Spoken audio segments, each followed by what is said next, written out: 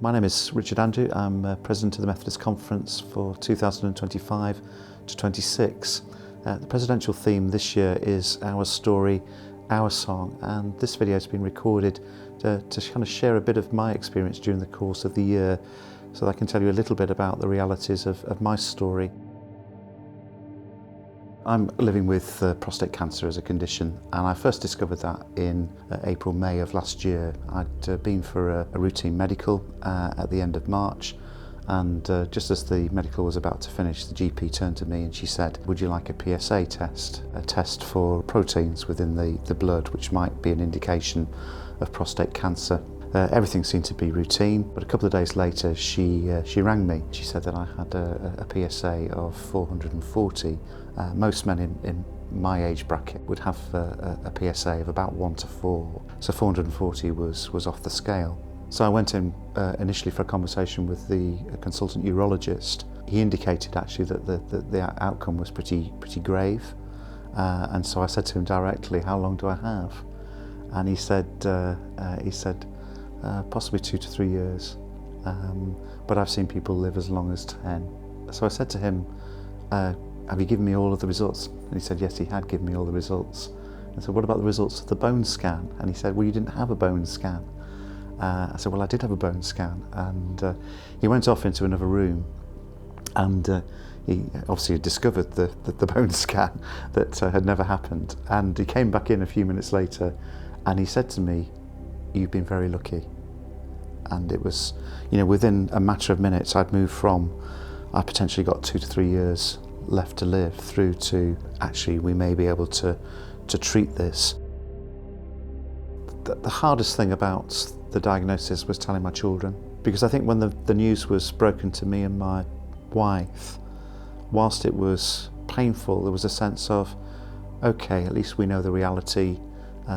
Now we have to work out how we're going to deal with it, how we're going to live with it. I think when you're speaking to your children, you're conscious of the pain that they're feeling, and actually there's nothing more painful for a parent than thinking about the pain that your children might be experiencing.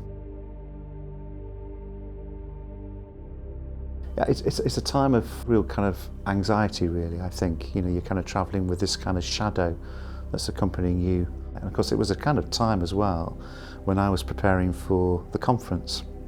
I'd always planned that actually this would be the time when I'd write my conference address, so it could be as fresh as it possibly could.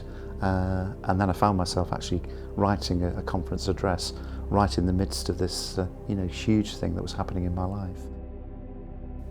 I think when we think about our healing, we have to kind of think about it in a broader perspective than just physical healing. I'm very fortunate now, I think, to be in a position where it looks like my cancer is fully treatable. And so, part of that leads me to kind of, to thank God, to thank all those who've surrounded me with their love, and also to kind of thank the wonderful team of doctors and nurses across this NHS trust, but particularly at James Cook Hospital, who've been part of my treatment journey. But I think part of me knows that one day I will die. That is the reality for all of us. So there's something that's really important for me, I think, in the healing journey, about being able to live your reality in a community that accepts you and loves you and holds you, that sees you. And one of the most significant things, it seems to me, about the healing stories in the gospel is that actually what those who are healed are invited to do is to be reintegrated into a community where they can be seen. You notice it sometimes because people are hesitant to talk to you about, the reality that you're facing. I mean, I don't want to talk about, my cancer all day. There's lots of other things going on in my life. It doesn't define me. It's not the only thing about me.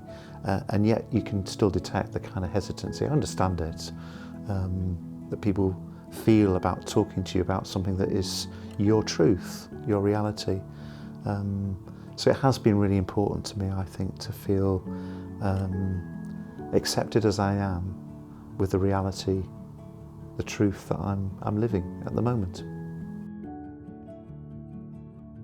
In the Darlington district, we've had for the last few years a pilgrimage on Holy Saturday. There's a communion that takes place in the midst of that, and the minister who was leading with us had selected a passage of scripture in the liturgy which I've held on to ever since. Psalm 27, "The Lord is my light and my salvation, whom shall I fear? The Lord is the stronghold of my life, of whom shall I be afraid? I believe I shall see the goodness of the Lord in the land of the living. Wait for the Lord, be strong, take courage, wait for the Lord."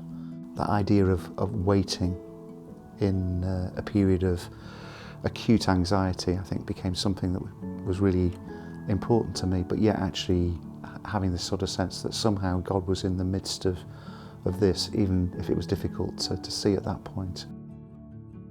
And maybe you've just received a diagnosis, is just a reminder that you're not alone in this, that there may be people who stand alongside you. I think as a person of faith, my experience is that actually God is right in the midst of this, even in the darkest of times, because Holy Saturday, God has been through death and brought his son back to life, into life.